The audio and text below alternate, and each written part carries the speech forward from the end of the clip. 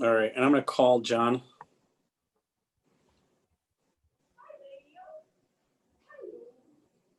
Sounds good. Oh, there's Leader. There she is. Hello, everybody. Hey, boss. Hey, oh geez. You know what? The one thing I hate about these is when I get on, I'm like, huh, I didn't know my hair was standing on end. Happy Monday, everybody. Jen, you see that there's pieces of me that can be quite vain at times. I think we all have that, quite frankly. I regularly have to remind myself, like before media interviews, you know, that's like media relations 101. Go check yourself in the mirror. Yeah. At least I do. All right. So I just tried calling John. I had texted him a few minutes ago and he's not picking up. So let's see here. What's in the chat? This is live to YouTube as well. Okay. All right. Well, we're live. And Jen, would you or Reynard be willing to serve as chair with Reverend Matthias's absence? And Jen, I think you just froze up. So Reynard, you may be it. Yeah. Can you see me okay? Do you have me back? I can, oh, now you're back. Yeah, yeah. Sorry, guys. Yeah. I'm happy to do it, but if I'm That's all right. Not stable, then let's have Reynard do it. Yeah. Reynard, why don't you do it? Jen, you may want to consider turning your camera off. Sometimes that helps better with the audio. Okay. Okay. All right. Alrighty. Interim Chair Ross, maybe proceed with the agenda. Yeah. I don't think we have any public comment, do we? Nope. All right. Well, I think I'll obviously just turn this over to you, John, to lead us through the first agenda item then. Sure. So the legislative update, this will be relatively brief as there's not a ton happening because everything is really focused in on the budget right now. Every budget, so the way this works, the state has to have their budget done by October 1st for the 2021 calendar year, which includes the state school aid fund for 2020, 2021. They have been in negotiations. We've been told they are close to landing on their spending targets. Those targets have not been set yet. The negotiations have begun on what the boilerplate changes are. Aside from the boilerplate changes, we should expect a relatively flat budget for our major line item. We received $8,111 per pupil last school year. All indications are we will likely land right around that same amount. The good news with that is not a $650 per pupil cut, which we had spread out between 2 years based on our best estimates from May and June, as you will recall. So that's relatively good news for us. Obviously, we're hoping to see another round of federal stimulus, but we will have a clearer picture of what our budget looks like from the state for the 2021 school year in the next 2 weeks. The goal is to have the budget completed by September 24th. That's what's been communicated by House and Senate leadership. So we'll know a lot more. So just stay tuned. As soon as we get updates, I will shoot that out to the committee and to the board. A couple other important updates. We got, as you may recall, with the ESSER federal stimulus funds, the U.S. Department of Education had issued an equitable services rule that would have changed the way federal funding was distributed, where it was not based on the Title I formula, which is based on free and reduced lunch. Instead, it was calculated with a per pupil dollar amount.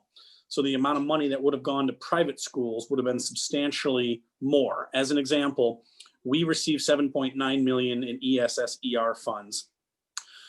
Our budget estimated $5.5 million for GRPS, with the remaining going to the privates based on the U.S. Department of Ed's equitable services rule. Now that the courts have ruled against that and the US Department of Education has withdrawn that rule, we anticipate that GRPS will see additional dollars. In fact, we might see as much as 7.3 million of the 7.9, as opposed to the 5.5 million that we were estimating. So it's give or take 1.7 to 1.8 million dollars based on what Larry Oberst had said. And so stay tuned on that. There'll be more updates kind of through finance and to the full board. And again, in the coming days and weeks, we're continuing to look for that guidance. The good news with that is those dollars have the most flexibility in their use and can be used to backfill budgets. Yeah, that is good news. Yep. The districts have been advised to move forward with providing equitable services to private schools through the Title 1A formula. The Trump administration may appeal this decision, the court ruling, but at this point, you've got two courts that have ruled against them, and we're getting direction from the National Association to move forward with the Title 1A distribution of those funds. Guys, hold on for just a second. I'm going to shut my door.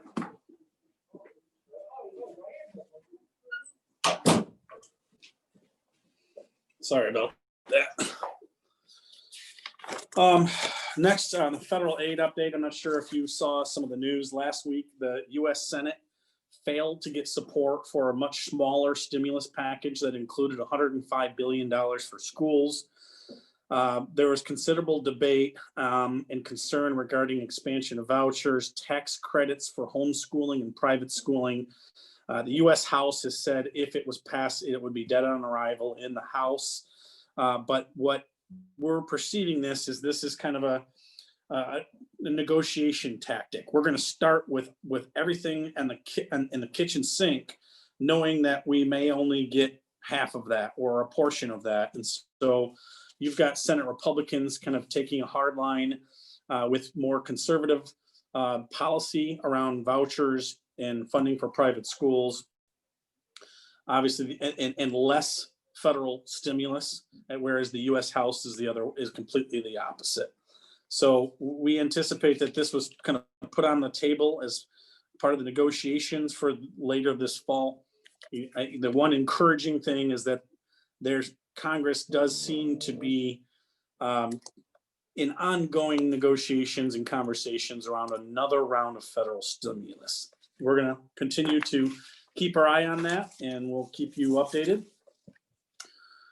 Next, the COVID liability legislation. At the state level, there have been a series of bills introduced, House Bill 6030 through 6032, as well as House Bill 6101.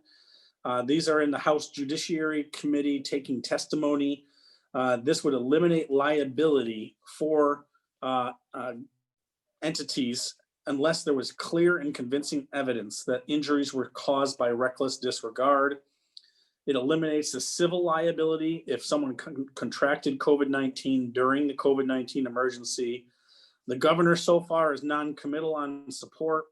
Apparently Washington is also looking at some liability protections. I have an email into our legal counsel, Sharon Pitts, just because I think it would be good for us to kind of know what we have government immunity. We have other things in place that largely provide safeguards for public entities. How does that all apply in the case of COVID? Obviously, someone believes there needs to be a law administered around this to provide additional protections. So we're going to continue to monitor this legislation. They are taking testimony, and we'll get additional information from our legal team as well. Any questions on that? No, not for me. Okay, I'm going to keep going. Kent County CARES Act funding. I know that, so we, GRPS, along with Chris Glass, had reached out to Kent County and were successful in negotiating with the chair of the county board, Mandy Bolter, and Wayman Britt, to secure $2 million in county CARES Act dollars for all public and private schools in in Kent County. This is going to be around $180,000 for GRPS alone, which is really good news. That's for PPE, mental health, technology, and other kind of COVID-related response. The money must be spent by December 30th. We are hearing and we know that the county is likely to have lapsed dollars. These are dollars that were expended but not fully utilized. And so we could very well see another round of funding from the county government between now and the end of December when those dollars have to be spent. They did reach out. I know one thing that they are looking at is possible wireless hotspots placed throughout the county parks in the city. And we're going to continue to monitor that as well. And that's all I have for legislative updates. All right, thanks, John. Jen, did you have any questions about any of those items? Comments? I don't, no. Thank you for the update. So next we're talking about the legislative luncheon, Capitol Day update. I don't know if we Yep, we haven't landed yet, but what we're looking at here is Rusty is suggesting that we do a late January, early February breakfast or lunch with the Kent County delegation. Obviously, this may look very different than what it does now, and we may have to get creative, kind of like how Student Advancement Foundation had their dinners or their snacks delivered. We might look at a virtual legislative luncheon. I am going to suggest that we do a lunch versus a breakfast because some of the lawmakers that are out in like Muskegon or in Greenville, it's a little bit of a drive for them to get in. If we were to do it in person, to come in as early as 7:30 in the morning for the breakfast. So if it's okay with you all, what we'd like to do is at least get this on the books. So I would have Rusty work with Lynn and Julie to get dates that work well for you all. And then we would go and schedule that, schedule the luncheon with our West Michigan delegation. Does lunch sound good in January or February? Yeah, I think the lunch sounds good.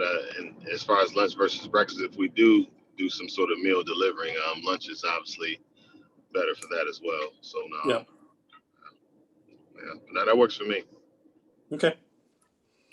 And then for the legislative day, the Capitol Day,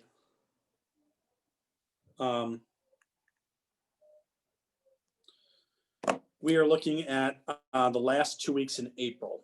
Part of this is that's when, so a pretty heavy part of our legislative day, and again, this could look very different. It may simply be a virtual day where we're all on our offices or homes, and we're doing Zoom calls with members of the House and the Senate and others.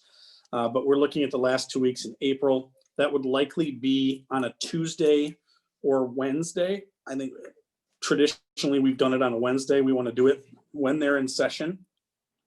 But what we'll do is have same thing. We're going to have Julie and Julie and Lynn work with you all to get those dates and times locked in so Rusty can start getting them on the calendar.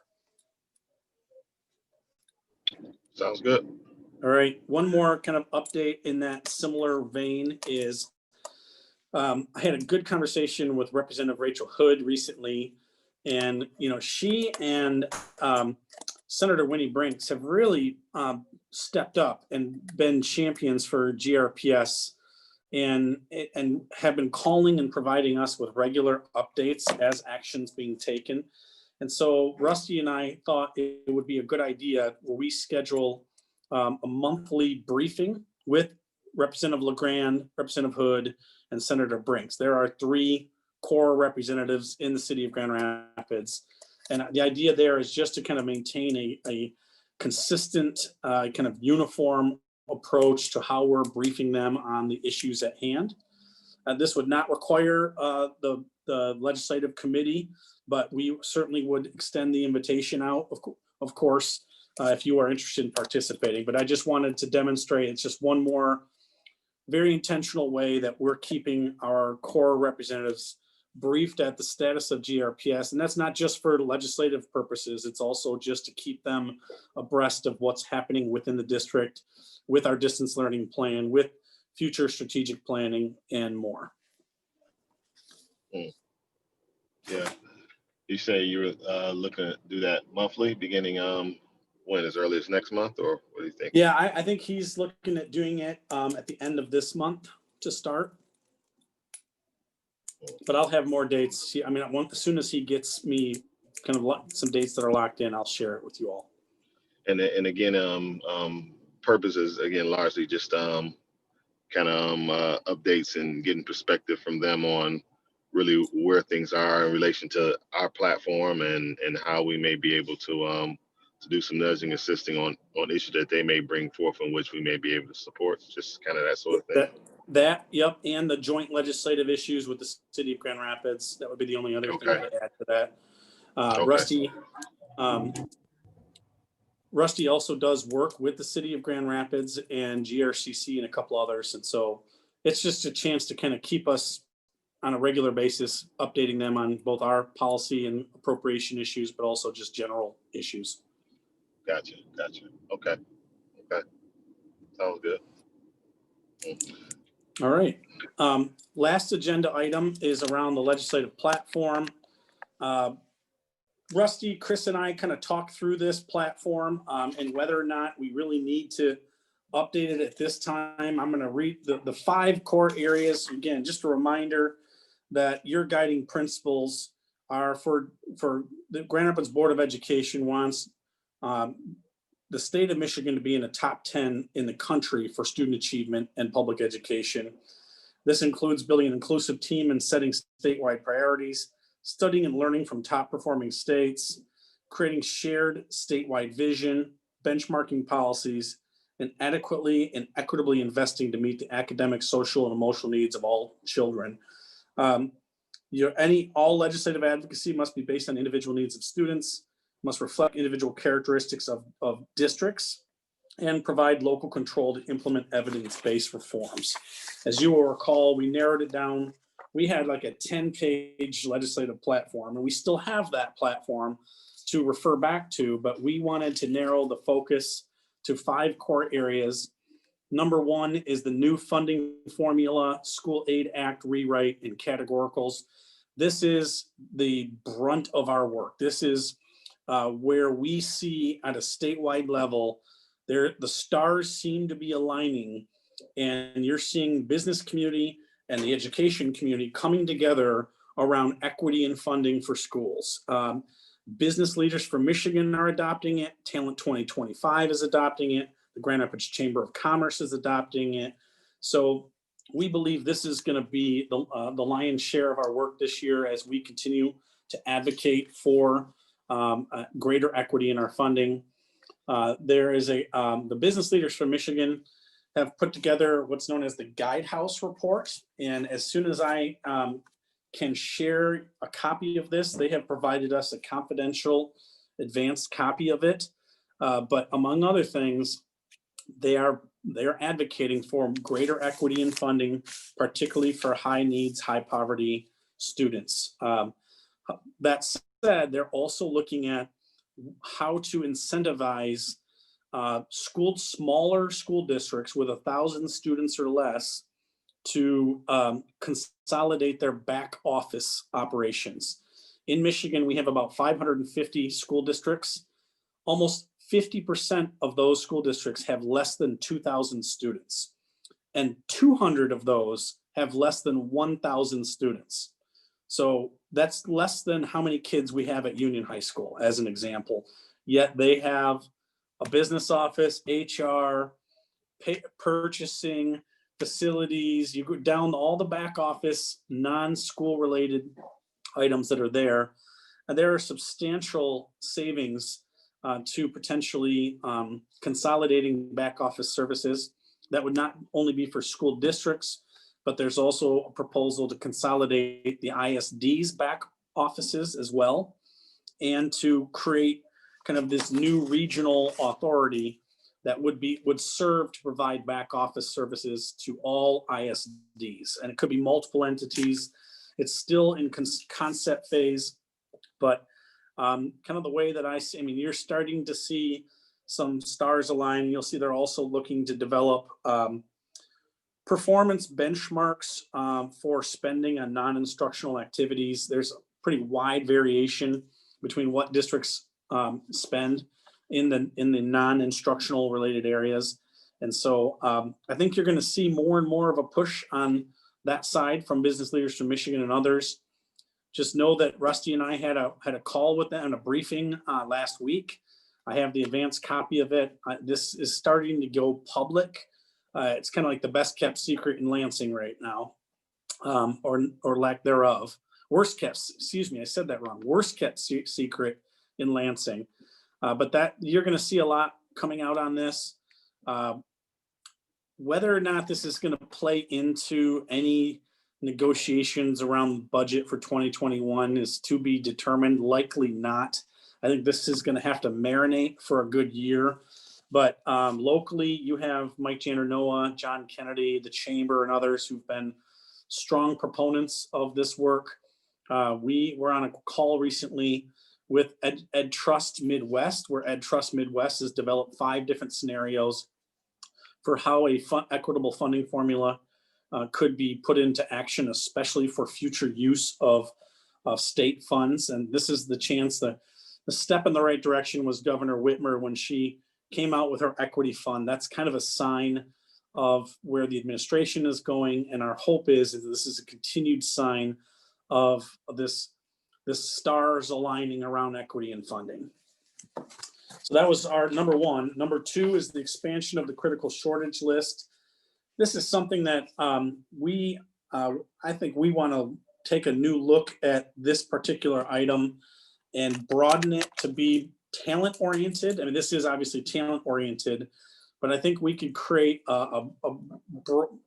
we can have broader language that's more encompassing of overall efforts to recruit and retain talent in public education. And so I'd like to take a stab at updating this because it's so specific to the critical shortage list. I think critical shortage list is part of more of a broader talent strategy. And I think there's going to be, just like they're looking at this Guidehouse report around, what are about salaries? What are things that are being done today, and how is it creating or exacerbating inequity? So I'd like to come back to you next month with a recommendation on this. Is that something the committee would entertain? Yes. Yeah. I would think so. Yeah, I would think so for sure. Okay. The next item was around educator evaluation. And again, this is one I think we could wrap into the talent retention recruitment. We know that the concern around educator evaluation is that the student growth component is up to 40% of overall evaluation. Obviously, there's a big question as to what educator evaluations look like for the 2021 school year.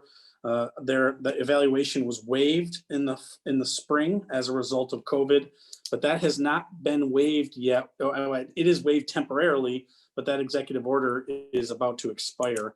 And so we need, right now, we do not have clarity as to what educator evaluation is going to look like for the remainder of this school year. And if it requires legislation, because that's one of the other things that's happening, is the legislature is pushing back more and more on the governor's executive powers. There's a statewide referendum that's circulating signatures right now to limit executive powers. And so this is going to be an area where there will likely be legislation. Once that legislation opens up the box, we've got to be prepared to go in with our advocacy and the language that we'd like to see in there. And at minimum, that 40% back to 25% is where it was originally. Yeah, and you said that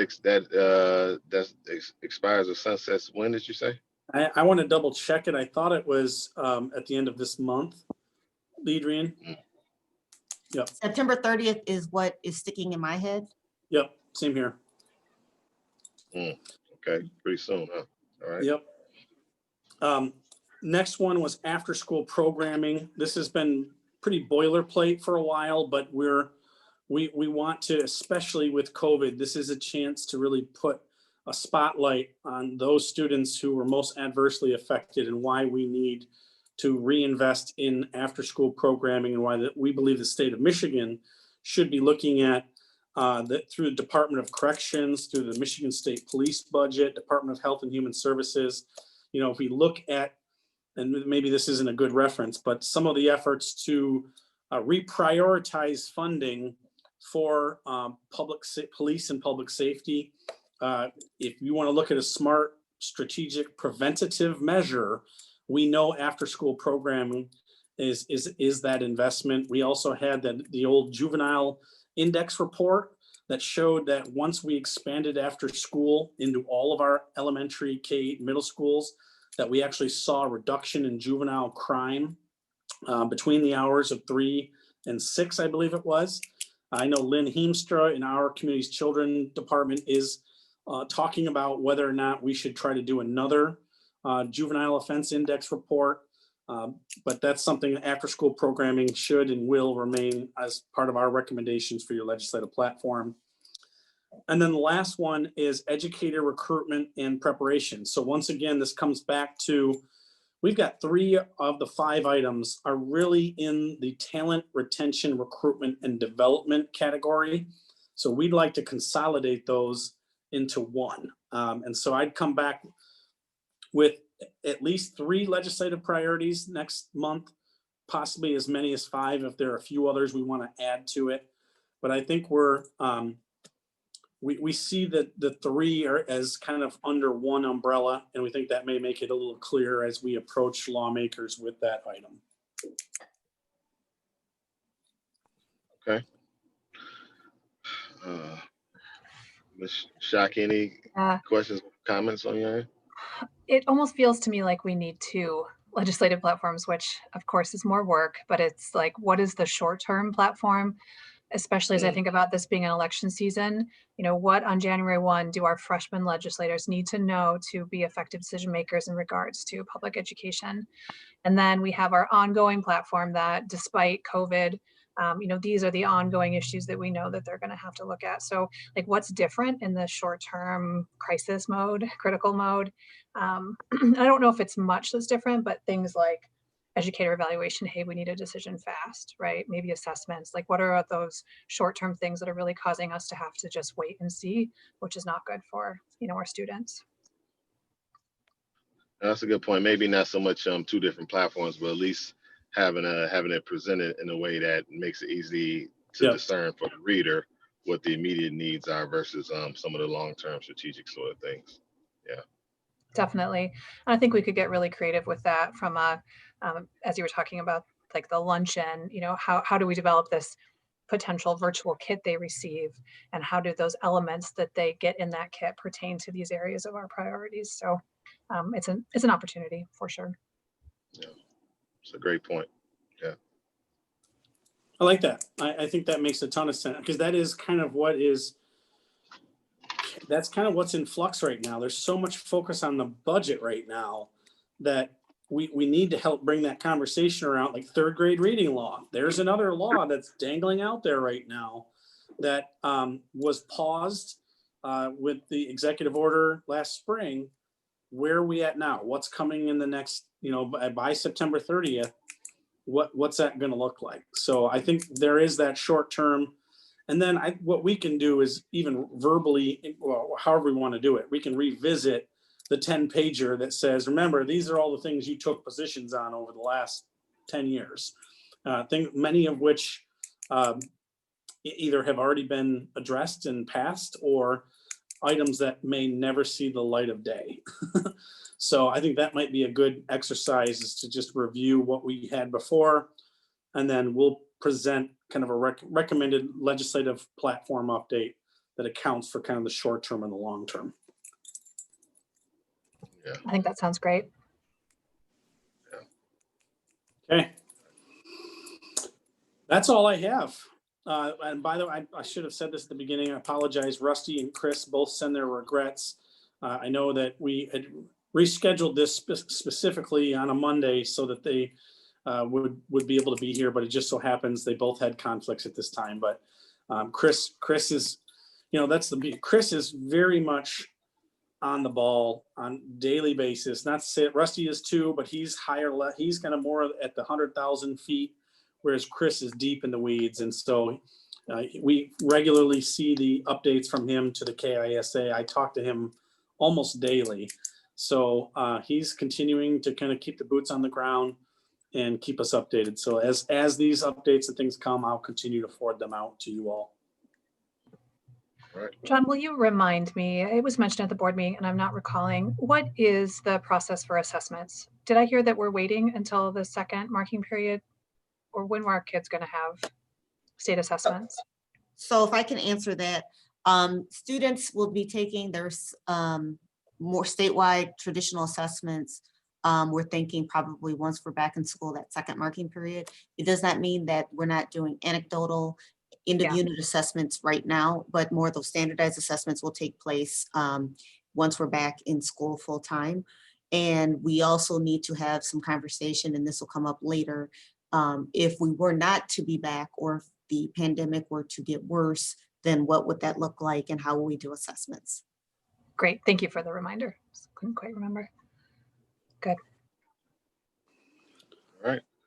Well, I guess if we don't have any other thing on the agenda, no public comment waiting. I guess that will close us out. John, any closing comments? Are you good? Nope, I'm good. Thank you. All right, Dr. Roby? I'm good, thank you. All right, excellent. All right, well, everybody enjoy the rest of the day. Thank you, John, for the update, and you guys take care. All right. Adjourned. Thank you.